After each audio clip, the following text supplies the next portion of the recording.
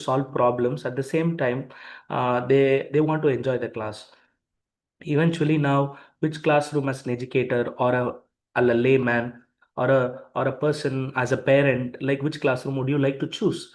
The classroom one, or classroom two? The answer will be obvious that most of you will choose for the classroom two, because the children in the classroom want to be very happy. So that is what today's topic is all about. The topic is all about whether is it very important that the syllabus to be completed, or are we looking for the student transformation? When we talk about student transformation, and when we talk about transforming the particular child, do you really think that whether the education has been changing or not? Starts from 1986 Kothari Commission. There are a lot of changes happening in educational system, whereas a bamboo considered to be a guru earlier. I'm talking about 30 years or 40 years ago, but nowadays that bamboo cannot be a guru at all. Even teachers are scared enough for that guru called bamboo. I mean, I'm talking about the canes. So the transformation is there. So how the educational system is being changing now? Education, why this education is changing, that we need to know. Like how it has been changed. Later on we can discuss like why the education system has been changing, because the children who have been prepared uh, for the factories. I mean, they come, they listen, they complete the chapter, they write examination, you have PTM, you have an annual day. That's the end of the chapter. That is what we think, that we are preparing the children for the industry age. They come, they complete the examination, they get very good marks, and followed by they choose any one college, and that is how they need to go and work. But now today's world is all about, we need to prepare the students for innovation, especially. And in future, we don't know, the now we have careers. We consider careers like doctor, engineer, astronaut, pilot, or whatever career you say, may not be exist in future. So we need to literally, it's in a teacher's hand, that we need to really prepare the children for innovation. And and i i would like to say that confidently, the future belongs to the people who is going to think creatively, who is going to solve problems, who is going to work with computers or with artificial intelligence, who can communicate well, communicate globally, and able to adapt to the situations. So I request all the educators and educators and the academicians to think about not to prepare the children for factories in terms of a rote memory or memorization. So it should be completely, you need to prepare the students for innovation. But there are a lot of hindrances. You have a lot of hindrances in terms, what type of hindrances you have? Hindrances called syllabus completion hindrances. Okay, when we talk about syllabus centered teaching, it should be converted to skill centered teaching. That is what I mean to say. That is what the entire session is all about. What do you mean by syllabus centered teaching? They come, they complete the chapters, finishing the notebooks. They give notes of lesson. They have notes of lesson. They need to give classwork to the children. They conduct tests. At the same time, they will ensure that the children are memorizing or not. This is the pattern which you are following for nearly 30, 40 years. And now I have a question, like after 6 months, if you question any child, or if you question yourself, how much content you will remember if you don't have an experience, if you don't have an experience given to the child, or these knowledge, when a knowledge is not being converted as an application, like the children will not remember. I'm not telling that syllabus are not important. I'm telling integrate the syllabus centered teaching with skills. That is what we are talking about. Now, even even colleges, even higher education, they are talking about collaboration with a lot of industries. They want to give a lot of hands-on experience according to the Kolb's theory of experiential learning. So I humbly request the classrooms to be converted as skill-centered teacher instead of syllabus-centered teacher. But what if the child, if the child is taking it seriously to uh, transform. So like how does a student should transform? What do you mean by transformation? When we talk about when we particularly spoke about syllabus centered methodology or syllabus centered teaching to skill centered teaching, there should be some sort of transformation to be done by the teacher to the student. So I'm not talking about the transformation which is particularly on the physical development. I'm talking about the transformation on three areas. I mean, I'm talking about the mental development and what you exactly give it to the children. So, transformation means developing the whole child on three categories. One is on head. Head, when we talk about head, it is all about knowledge or an aptitude, uh, building understanding. We may say, புரிஞ்சு படிச்சுக்கோ. We may say, understand before read. But we don't give them a strategy, or we don't even we even tell them what is called an understanding is all about. Like we in all English question papers or any examination, competitive examination, you have this comprehension. I hope you would have seen that. So why do we have comprehension? Why they need to give you comprehension? Because comprehension means that will be the first Roman letter in all the question papers, especially in English. If you go to any competitive examination, comprehension is mandatory, which means they are testing, which means comprehension is from a Greek word called to understand. So they are understanding. They need to know what is a percentage of understanding. So knowledge, meaning it should, knowledge means not about reading the paragraph and memorizing the paragraph. It is about understanding, and the children should be able to think like what exactly is what. And when the child is able to think, there will be an outcome called inquiry method, which means the child will question.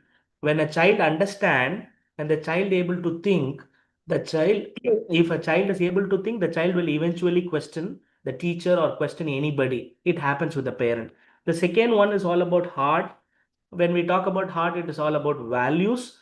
I'm telling you, don't do it as a separate session. Instead, I want all of you to really connect the academics syllabus with values. So please understand whether the child is able to nurture the character, able to understand the empathy, and able to understand the integrity, accepting people, respecting people. So that is the second area. The third one is all about hands. You need to give skills for the children. I'm talking about, in definition, I'm talking about the experience to the children. So when you are teaching, develop the abilities to apply and create, even the child is committing any type of mistakes. So finally, a transformation means a transformed student.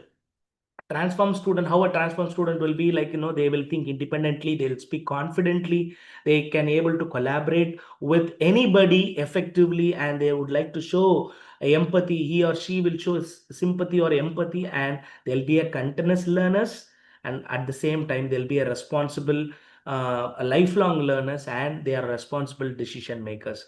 But how a transformed student, these are all the areas of transformed student. If you want to make a transformed student, you have to be a transformed educator, you have to be a transformed academician, because transformation is not about preparing the students for the examination. The transformation is about preparing the students for examination. It's not for the next examination. That is how they have differentiated this examination system as qualifying and the eligibility. Eligibility is your 12th standard. Till 12th standard is your eligibility. Your competitive examination is going to be your examination is going to be your qualification, and your competitive examination is the eligibility. How many students are being eligible to move on to the next level of life? So you think about it. So but eventually, like, when we talk about the transformation, we always have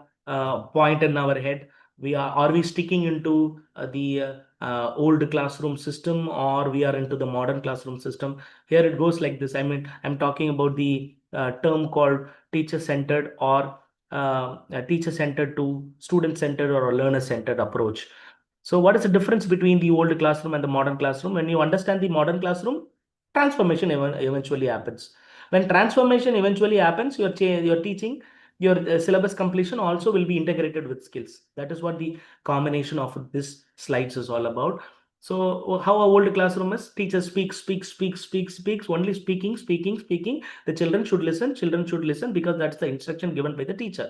So if a child opens the mouth, the teacher will shout at the student and say, "Please listen to me." And this cannot be done in the classroom. This is the old system which we are doing it for nearly 30, 40 years.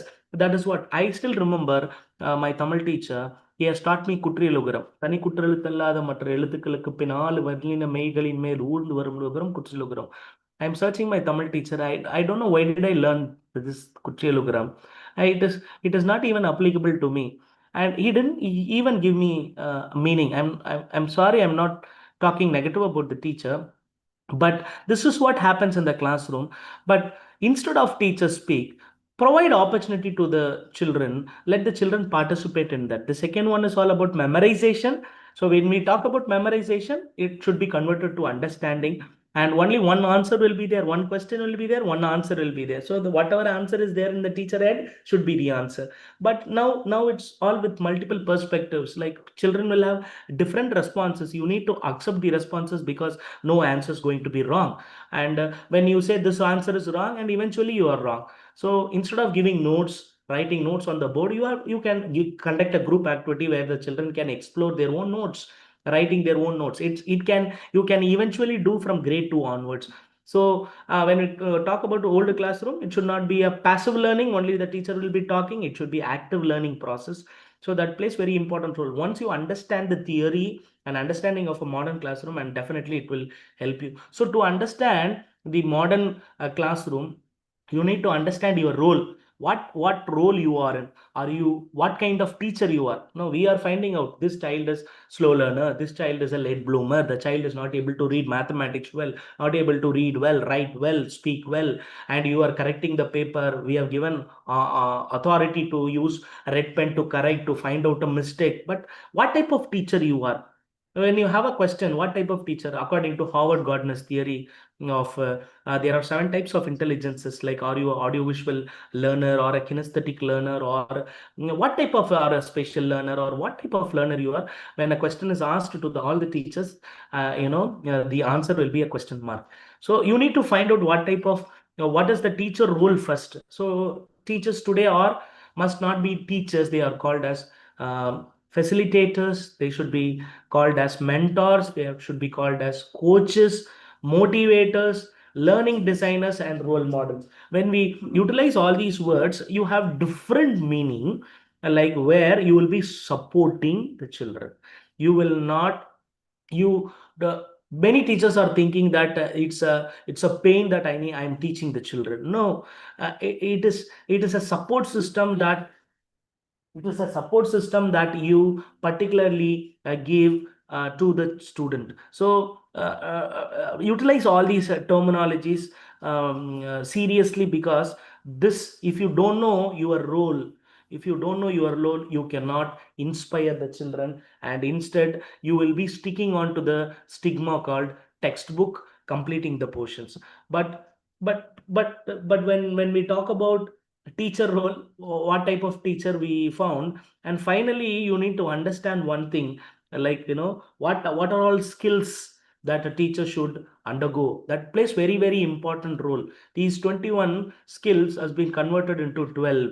Okay, you can reverse the skill called 12 skills, called 4 plus 3 plus 5. One is 4 C's, IMT, and flips. These we were talking about when we talking about kindergarten, pre-primary, and primary, or till pre-primary education. 3 areas the child should learn. One is 3 R's. One is called reading, writing, arithmetic, or FLN, foundation literacy and numeracy. It is according to national education policy.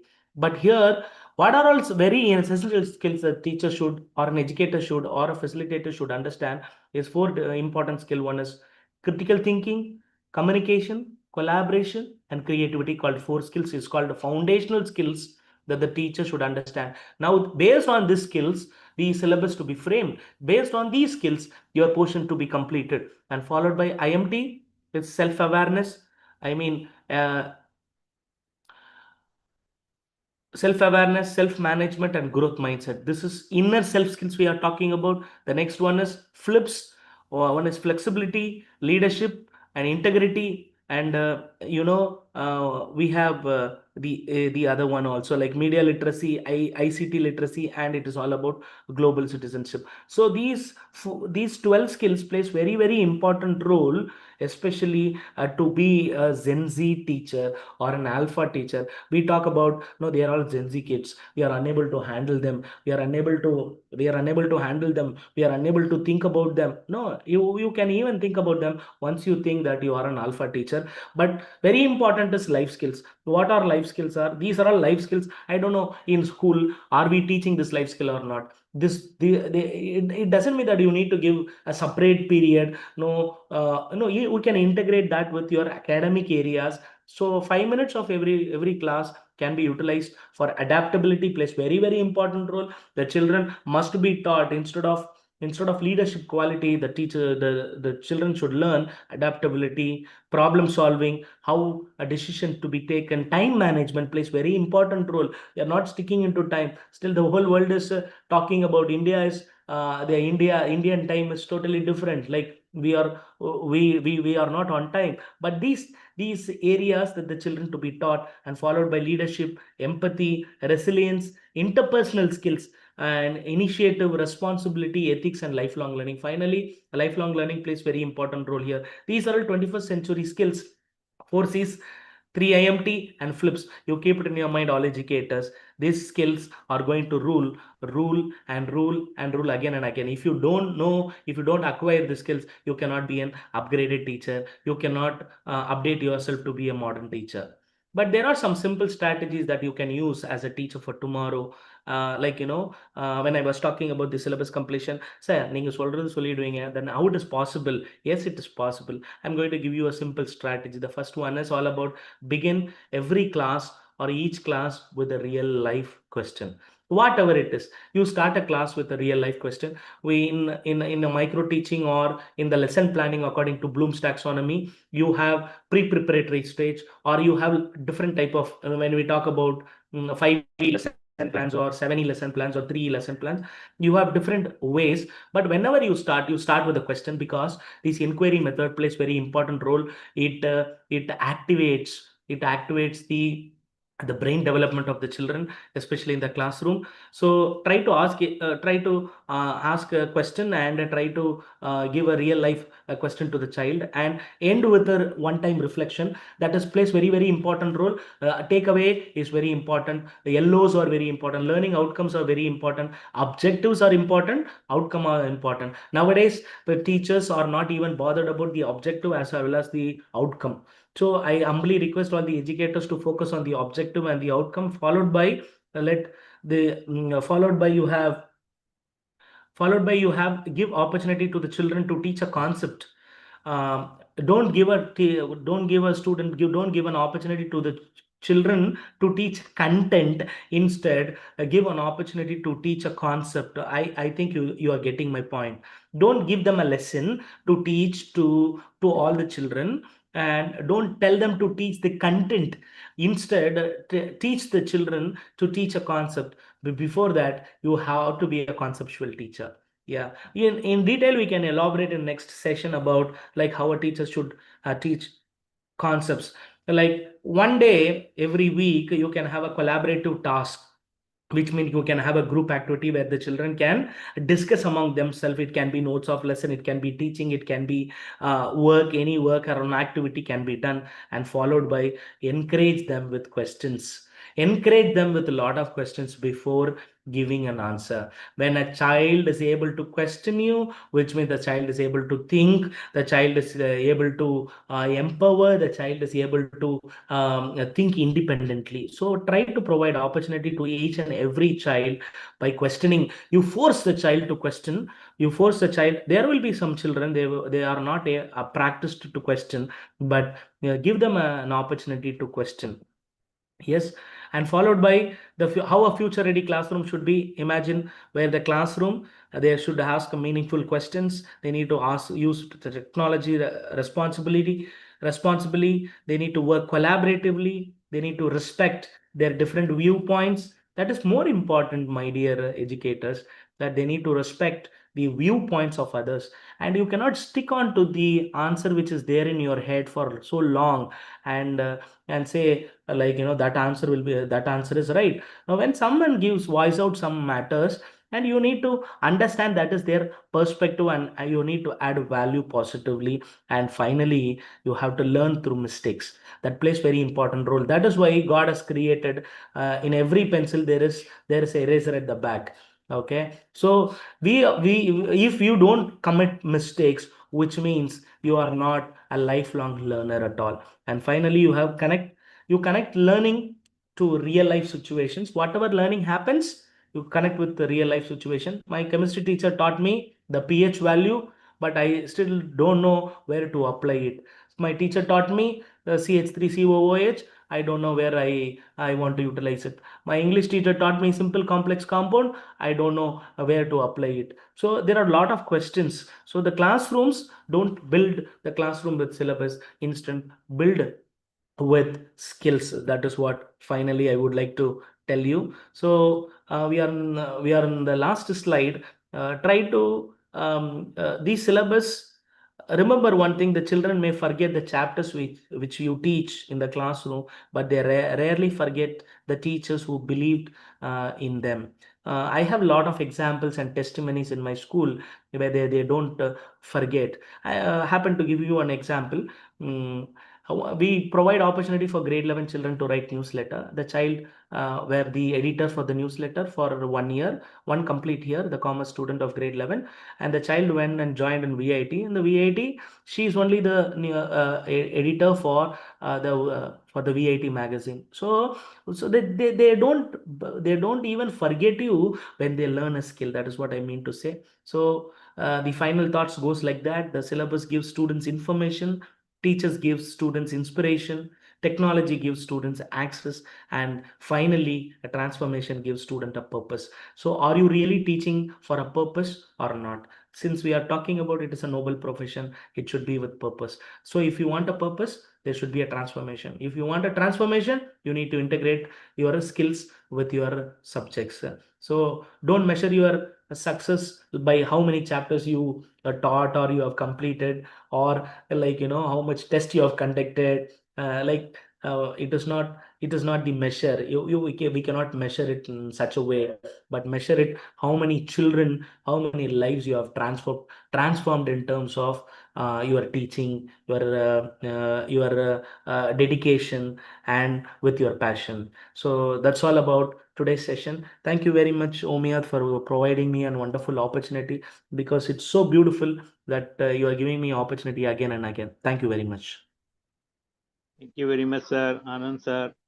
Very philosophical and technical presentation. Many things sir has reminded us our new role. We teachers, what new role we should have in today's world. We are the facilitators. Teachers are the facilitators. They are guiding, learning, and encouraging participation. So a lot of examples sir has given, and sir want us teachers to be mentors. We have to inspire, support, and nurture every learner. So in detail, he has explained that students may not remember the content we teach to them, but they will remember us who have changed their life. So a lot of examples also sir has given, and sir is telling that we teachers should be coaches. We have to build the skills in the students and build confidence and bring out the potential in them. So rightly said. And sir is telling that we have to be motivators also. Teachers should be the motivators. Every class, we have to ignite the curiosity in the students, and a love for learning we have to develop. So indeed, sir, very good thing. And learning designers, that is also sir has emphasized, creating meaningful and engaging learning experiences. So every class should have some meaning. So it should not go on a routine basis. And role model, we have to be the role model, because the teacher are heroes for them. They most of the students will follow the teacher only. So we have to give them a role model, a highly, what to say, a spiritually excited and self-confidence building and high esteem teacher role we have to present to them. So we have to lead by examples and shape our character and shape their character also. So lot of things sir has told him. We will listen more from Anand sir. When sir is very busy person, a big organization he is looking after. But in spite of that, he has taken time and come to address us. Whenever he is free, we will like to listen from him. With this, the program comes to an end.